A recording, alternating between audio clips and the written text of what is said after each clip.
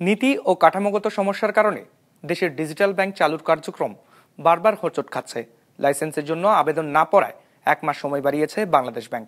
বিশ্লেষকরা বলছেন, কঠোর শর্তের কারণে লাইসেন্স পেলেও ব্যবসা কঠিন হবে উদ্যোক্তাদের। ওয়ালটন এখন দেশের সীমানা পেরিয়ে পৌঁছে গিয়েছে 50টিরও বেশি দেশে। ওয়ালটন, ঘরে ঘরে বিশ্বজুড়ে। ডিজিটাল ব্যাংক হলো এমন একটি ব্যবস্থা যেখানে কোনো শাখা, উপশাখা বা ফিজিক্যাল উপস্থিতির প্রয়োজন হয় না এবং গ্রাহকেরা সহজে লেনদেন, বিল পরিশোধ, বিনিয়োগ এবং ব্যক্তিগত আর্থিক পরামর্শের মতো সুবিধা পেয়ে থাকেন। দেশে ডিজিটাল ব্যাংকের লাইসেন্সের জন্য গত 26 আগস্ট আবেদন চেয়েছে বাংলাদেশ ব্যাংক।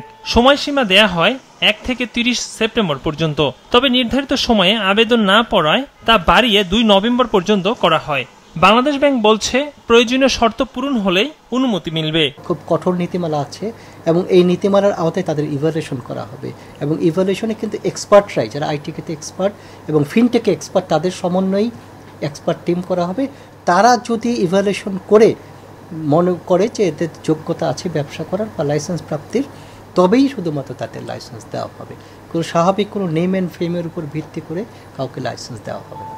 খাত বিশ্লেষকরা বলছেন, ডিজিটাল ব্যাংকের জন্য ন্যূনতম পরিশোধিত মূলধন 300 কোটি টাকা। এর সাথে যেসব শর্ত জুড়ে দিয়েছে বাংলাদেশ ব্যাংক, তাতে বর্তমান বাস্তবতায় এ খাতে লাইসেন্স পেলেও ব্যবসা কঠিন হয়ে পড়বে। আমি যে জায়গায় সংকটটা দেখি, ওরা ডিজিটালাইজেশনের এক্সিস্টিং ব্যাংক বা ফাইন্যান্সিয়াল ইনস্টিটিউশনগুলোকে না এনে নতুন ডিজিটাল ব্যাংকিং ফোরামে আনতে চাচ্ছে। তো সেক্ষেত্রে প্রাথমিকভাবে যে পেইড আপ ক্যাপিটালটা ঠিক করেছে 300 কোটি টাকা, এইটা আমার কাছে মনে হয় যে একটু বেশি এই জন্য বলছি যে এখানে স্পন্সরদের মধ্যে ব্যাংক, ফাইন্যান্সিয়াল ইনস্টিটিউশন বা ফিট অ্যান্ড প্রপার্টিসটা যারা অ্যালাউড না, এরকম অনেককে আসতে দেওয়া যাবে না। দেশের ব্যাংকিং চ্যানেলের বাইরে রয়ে যাওয়া জনগোষ্ঠীর বড় একটি অংশ স্বল্প শিক্ষিত এবং একই সাথে প্রযুক্তিতে অভ্যস্ত নয়। অর্থনীতিবিদরা বলছেন, জনগোষ্ঠীর এই অংশের কাছে প্রযুক্তি নির্ভর ডিজিটাল ব্যাংকিং সেবা পৌঁছানোই বড় চ্যালেঞ্জ। একই সাথে আসল সহ ঋণ ফিরে পেতে বেগ পোহাতে হবে। ডিজিটাল ব্যাংক তার মানে কিন্তু ব্রাঞ্চলেস, নাম্বার 1। তারপরে আবার প্রত্যেকটা সার্ভিস সেখানে ডিজিটালি হবে। তার মানে পেমেন্ট হবে, লোন হবে, ডিপোজিট হবে, লোন হবে, প্রত্যেকটা। আমার ভয়ের জায়গাটা অন্য জায়গায়। সেটা হলো পেমেন্ট ঠিক আছে, ডিপোজিট ঠিক আছে।